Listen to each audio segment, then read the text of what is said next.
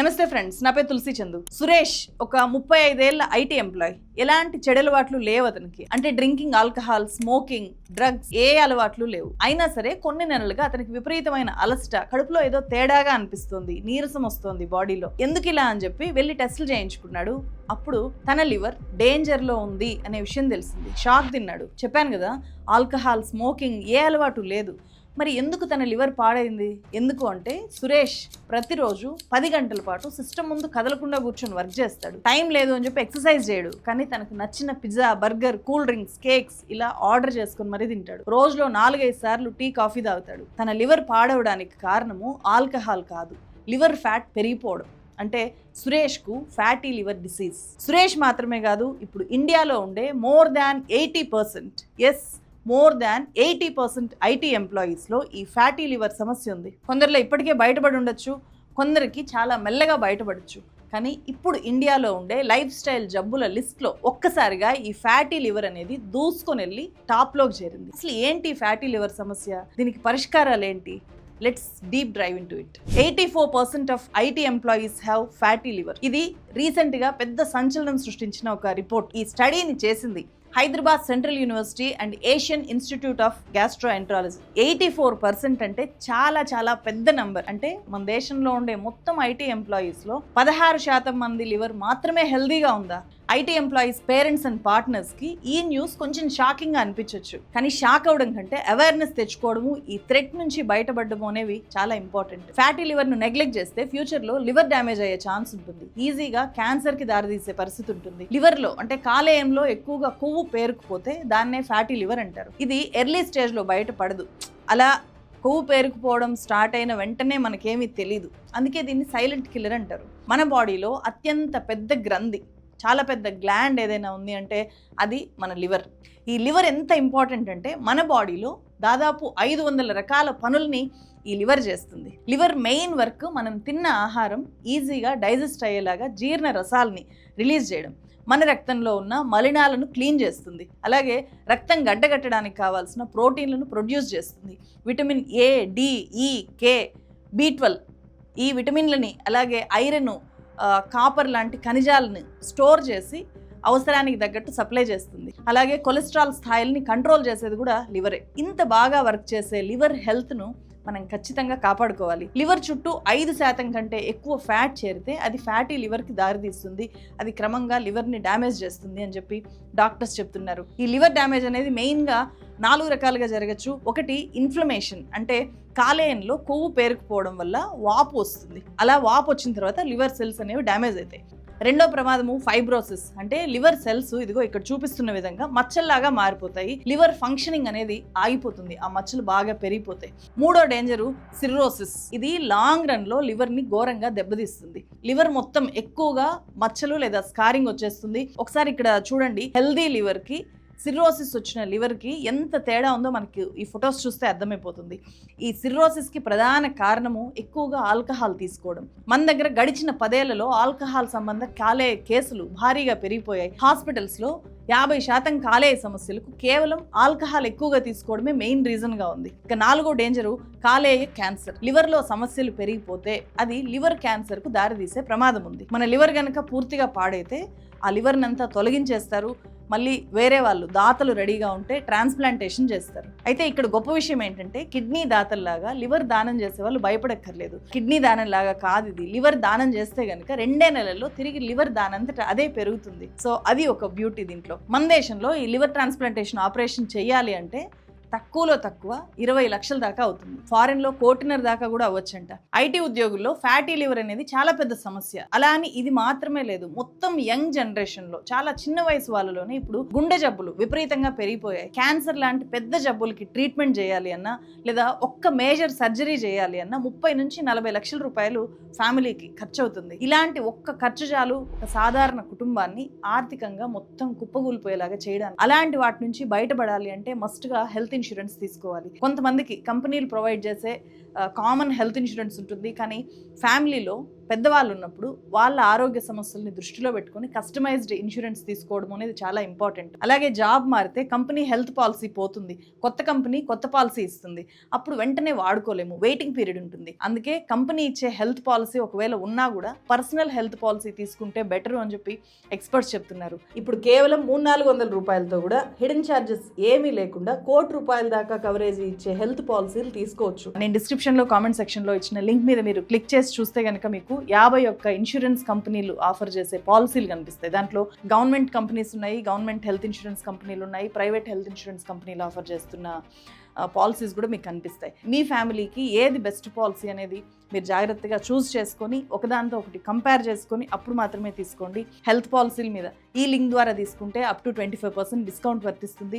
మీరు ఎన్ఆర్ఐ అయితే కనుక 18% GST కట్టకుండానే మీరు హెల్త్ పాలసీ తీసుకోవచ్చు. అలాగే ప్రెగ్నెంట్ ఉమెన్ 6th మంత్ ప్రెగ్నెన్సీతో ఉన్నా కూడా మీరు హెల్త్ ఇన్సూరెన్స్ తీసుకోవచ్చు. డెడికేటెడ్ రిలేషన్షిప్ మేనేజర్ ఉంటారు, 30 minutes లో క్లైమ్ సపోర్ట్ పొందొచ్చు. సెక్షన్ 80D కింద ట్యాక్స్ బెనిఫిట్ కూడా ఉంటుంది. ఒకసారి నేను ఫస్ట్ కామెంట్లో డిస్క్రిప్షన్లో ఇచ్చిన లింక్ మీద క్లిక్ చేసి చూడండి. మళ్ళీ మనం వీడియోలోకి వెళ్తే ఐటీ ఎంప్లాయీస్ మీద చాలా సీక్రెట్గా అటాక్ చేస్తున్న డిసీజ్ ఇది. ఒక రకంగా డెవిల్ డిసీజ్ ఇది. ఐటీ ఎంప్లాయీస్లో ఫ్యాటీ లివర్ ఈ స్థాయిలో పెరిగిపోతుంది అని తెలుసుకున్నప్పుడు నాకు 2 వ్యక్తులు గుర్తొచ్చారు.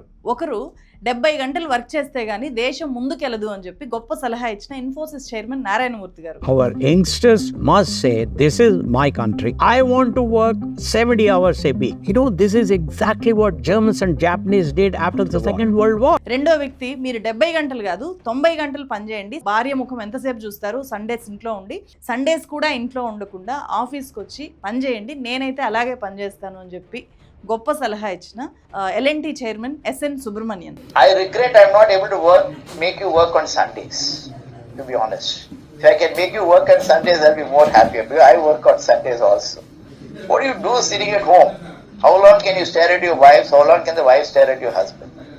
Come on, get to the office and start working. 70 గంటలు పనిచేయండి, 90 గంటలు పనిచేయండి అని చెప్తున్న వీళ్ళెవరూ కూడా ఎంప్లాయీస్ హెల్త్ మీద కనీస బాధ్యతతో కూడా మాట్లాడడం మనం ఎప్పుడు చూసుండము. అందుకే ఇలాంటి వాళ్ళ తీరుకు నిరసనగా బెంగళూరులో ఇప్పుడు పెద్ద ఎత్తున ఐటీ ఎంప్లాయీస్ రోడ్ల మీదకి వచ్చి నిరసన వ్యక్తం చేస్తున్నారు. People like Anna Perigil who had died from working excessive hours. Some people are confused that she committed suicide. It was not a suicide. She died because of heart failure because she worked so much extra hours. ముఖ్యంగా fatty liver ఎందుకు వస్తుంది అని కూడా ఈ research study చెప్పింది. Work stress, నిద్ర లేకపోవడము, గంటలు కూర్చొని వర్క్ చేయడము, షిఫ్ట్ వర్క్స్, ఎక్కువ క్యాలరీస్ ఇచ్చే జంక్ ఫుడ్ తిని దాన్ని అరిగించుకోవడానికి మినిమం ఎక్సర్సైజ్ కూడా చేయకపోవడం, ఇవి చాలా మంది ఐటీ ఎంప్లాయీస్లో కామన్గా చూస్తుంటాము. ఇవే ప్రధానంగా ఫ్యాటీ లివర్కు కారణము అని చెప్పి ఈ రిపోర్ట్ చెప్తోంది. రోజుల కొద్దీ శరీరానికి చెమట పట్టదు, ఎండ తగలదు. కేవలం ఎండకు వెళ్ళకపోవడం వల్ల మన దేశంలో మొత్తం జనాభాలో 76% మంది డి విటమిన్ డెఫిషియన్సీతో ఉన్నారు. ఎండ అనేది మనకు ఎంత ముఖ్యమో చెప్తూ నేను ఫుల్ లెంత్ వీడియో చేశాను, డిస్క్రిప్షన్లో ఇస్తాను, ఒకసారి చూడకపోతే మస్ట్గా చూడండి. దేశవ్యాప్తంగా 54 లక్షల మంది మన ఐటీ ఇండస్ట్రీలో వర్క్ చేస్తున్నారు. ఇప్పటికే ఐటీ ఎంప్లాయీస్లో 71% మందిలో ఒబిసిటీ ఉంది, అధిక బరువుతో వాళ్ళు బాధపడుతున్నారు. 34% మంది మెటబాలిక్ సిండ్రోమ్తో బాధపడుతున్నారు. ప్రపంచంలో 30% మంది ఈ ఫ్యాటీ లివర్తో బాధపడుతుంటే ఇండియాలో మొత్తం జనాభాలో 33% మందికి పైన ఈ ఫ్యాటీ లివర్ సమస్య ఉంది. అంటే మొత్తం జనాభాలో ప్రతి ముగ్గురులో ఒకరికి ఫ్యాటీ లివర్ ఉంది అనేది మనం ఇక్కడ అర్థం చేసుకోవాల్సిన వాస్తవం. సో ఆబ్వియస్గా పల్లెల్లో కంటే టౌన్స్లో, సిటీస్లోనే ఈ ఫ్యాటీ లివర్ ఇష్యూ లేకపోతే ఏ లైఫ్ స్టైల్ ఇష్యూస్ అయినా కూడా ఎక్కువగా ఉండే ఛాన్స్ ఉంటుంది. మన లివర్ని కాపాడుకోవడానికి ఏం చేయాలి? ఇది కదా important. Prevention is always better than cure. ఆ ప్రివెన్షన్ లివర్ విషయంలో లైఫ్ స్టైల్ మార్చుకోవడంతో మాత్రమే సాధ్యం. నెంబర్ 1, ఫస్ట్ మనం చేయాల్సింది బ్యాలెన్స్డ్ డైట్ మెయింటైన్ చేయడం. అంటే మన ఫుడ్లో పండ్లు, కూరగాయలు, తృణధాన్యాలు, చిక్కుళ్ళు, నట్స్, సీడ్స్ రోజులో ఇవన్నీ మనం తీసుకునేలాగా ట్రై చేయాలి. Number 2, exercise. డ్యూటీలో ఉన్నా సరే లాంగ్ సిట్టింగ్ ని ఖచ్చితంగా అవాయిడ్ చేయడానికి ట్రై చేయాలి. ఈ లాంగ్ సిట్టింగ్ కేవలం ఐటీ ఎంప్లాయీస్కే కాదు, యూట్యూబ్ కోసం వర్క్ చేసే కంటెంట్ క్రియేటర్స్, ఎడిటర్స్ కూడా ఎక్కువగా లాంగ్ సిట్టింగ్ లో ఉంటారు. అంతెందుకు నా దగ్గర ఉండే మా ఎడిటర్ కూడా అంతే. గుర్తు చేస్తే గానీ పైకి లేయాలి అనే స్పృహ ఉండదు. అంతగా లీనమైపోయి వాళ్ళు వర్క్ చేస్తూ ఉండడం వల్ల ఇప్పుడు లేయాలి అనే స్పృహ మనకు తక్కువగా ఉంటుంది. ఈవెన్ నేను కూడా అంతే. ఛానల్ స్టార్ట్ చేసిన తర్వాత చాలా లావ్ అయిపోయాను. సో హెల్త్ టాపిక్స్ అందుకే మేము చాలా రెగ్యులర్ గా చేస్తూ ఉంటాం. అట్లీస్ట్ మనకు ఒక అలర్ట్నెస్ ఉంటుంది, ఆ అవేర్నెస్ చాలా ఇంపార్టెంట్ అని చెప్పి. అందుకే ఖచ్చితంగా లాంగ్ సిట్టింగ్స్ ని మనం అవాయిడ్ చేయాలి. అలాగే రోజు వాకింగ్ చేయాలి, జాగింగ్ చేయాలి, రన్నింగ్ లాంటివి మస్ట్ గా చేయాలి. బరువు సక్రమంగా ఉండేలాగా చూసుకోవాలి. Number 3, processed food, packed food కి దూరంగా ఉండాలి. షుగర్ ఇంటేక్ ని బాగా తగ్గించేయాలి. కూల్ డ్రింక్స్ అయితే కంప్లీట్గా అవాయిడ్ చేయాలి.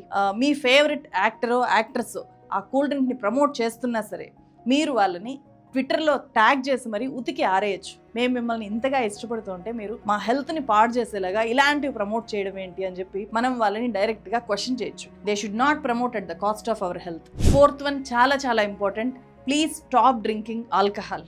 మీ వల్ల కాకపోతే డి అడిక్షన్ సెంటర్కి వెళ్ళైనా కౌన్సిలింగ్ తీసుకోనైనా సరే ఆల్కహాల్ తీసుకోవడం కంప్లీట్గా మానేయండి. అందుకు చాలా ప్రత్యామ్నాయ మార్గాలు ఉంటాయి, వాటి గురించి ఆలోచించండి. మిమ్మల్ని మీరు ఎంగేజ్ చేసుకోండి. చిన్నపిల్లలు కనుక ఇంట్లో ఉంటే వాళ్ళతో ఎక్కువసేపు గడపండి, వాళ్ళు చుట్టూ ఉండేటట్టు చూసుకోండి. ఎందుకంటే పిల్లలు మన చుట్టూ ఉంటే అట్లీస్ట్ మన బిహేవియర్ చాలా బాగుంటుంది. వాళ్ళకు హాని చేయని విధంగా మనం బిహేవ్ చేస్తాము అని చెప్పి నేను నమ్ముతాను. అదే మీకు చెప్తున్నాను. అస్సలు మానలేము అని అనుకున్నా సరే క్రమక్రమంగా తగ్గించేస్తూ చివరికి మానేయడానికి ట్రై చేయండి.